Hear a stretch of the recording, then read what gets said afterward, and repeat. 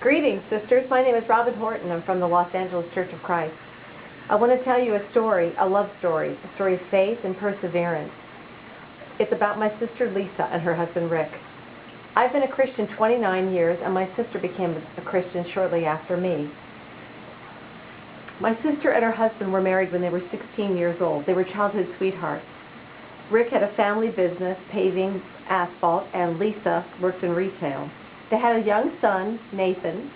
After Lisa became a Christian, shortly after, she and her husband were both involved in various drugs and alcohol and so forth.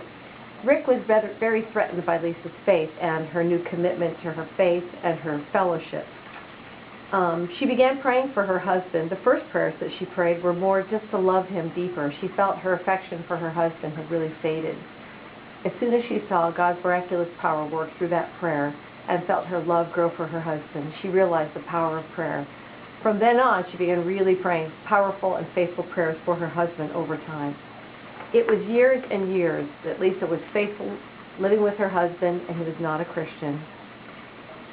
She continued in her worship with sisters and fellowship with them. She led small groups with women, encouraging them to stay faithful. Women would come to church with her and become Christians, and their husbands would become Christians. And Lisa continued to come by herself to church with her husband not participating. Rick was very much in bondage to sin. He was very caught in various addictions with different types of addictions. Over the years, Lisa had tried several times to get him to get involved in rehab programs, but he was not interested. He would start it just to make her happy and then would not stick with it. She even had her ministers go and talk with him and try and study scriptures with him, but he didn't change. The best and most powerful tool Lisa had was continuing in her own faithfulness and being a godly wife. She read lots of books. She persevered in her own faithfulness and love and trying to be the best wife she could be to Rick. She felt that according to the Bible, this was the best way to win her husband's love and affection and help him to see God's love in her. It had been 10 years and Rick still had not become a Christian. Lisa continued in her faithfulness and leading groups and being involved in her church. 15 and even 20 years had gone by. Nothing had happened. Rick continued to be steeped in his addictions and his rebellion towards God. Lisa always remembered Matthew 18, where it talked about the persistent widow and the disciples. God had said, never give up praying, never give up. Lisa held on to that scripture over the years. She stayed busy leading her groups. At one point in time, she had a group of women with non-Christian husbands, 17 women in all. During the times that she was faithful, she kept persevering in her faith and in her prayer. She had prayed many prayers. She had prayed scriptures over Rick. She knew that God had the power to do what she could not see. The last 5 years, Rick withdrew a lot from the family. He was getting further and further away. She saw his rebellion and his drug addiction getting deeper. This really saddened Lisa. She asked Rick, just pray to God, Rick. And he said, there is no God. It broke her heart. He began gambling and getting involved in some serious drugs that caused mind-altering and even personality-altering results. During this time, Rick was unfaithful to Lisa. She found out through a family member. She felt that God had finally shown her it was time to divorce him. Against her heart and really desire, she felt that God had told her to give up. Even though she continued to believe God's promises, she went ahead and divorced Rick. The only reason for divorce in the Bible, Lisa knew, was marital unfaithfulness, and so she felt she needed to move on.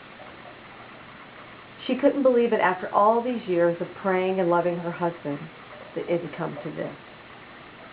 She fell in love with him when she was 16 years old, and she was now a 50-year-old woman, single for the first time.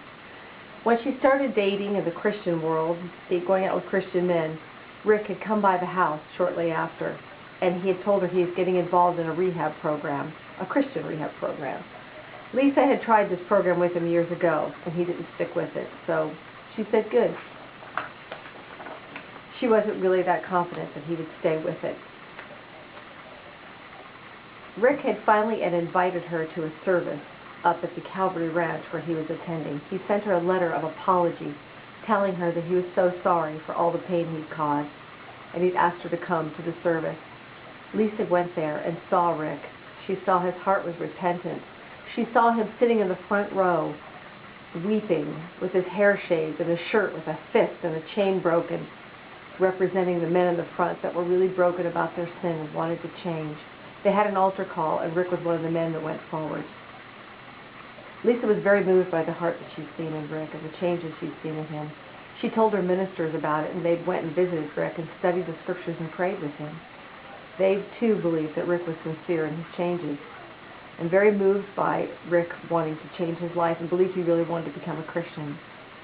Shortly after, Rick had sent Lisa a letter asking her to come to his baptism. She was stunned. She couldn't believe it. Rick's baptism after all this time. She packed up the family, and they attended the church service that day.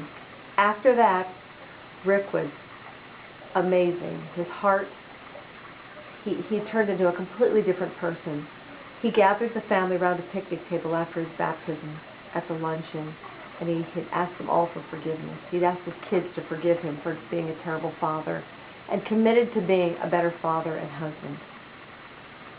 The power of God and all the prayers that Lisa had prayed were finally being displayed in Rick's life. Over the years, the last 3 years, Rick has remained a faithful Christian. He and Lisa lead a drug rehab program in their church. Rick has turned into an amazing Christian man with a heart for people and a love for his purpose. Sisters, if you're weak in your faith, if you're just struggling and not having vision and believing what God can do in the hearts of your husbands, of your family members, remember this story of Rick and Lisa. They were remarried in November, shortly after his baptism. They've never been happier. Lisa finally is married to the Christian man she'd always dreamed of. The same man she fell in love with when she was 16 years old is now a 50-year-old man, and they're both devoted to God, serving Him together for eternity. So God bless, sisters, and please remember that God is greater than what we can imagine.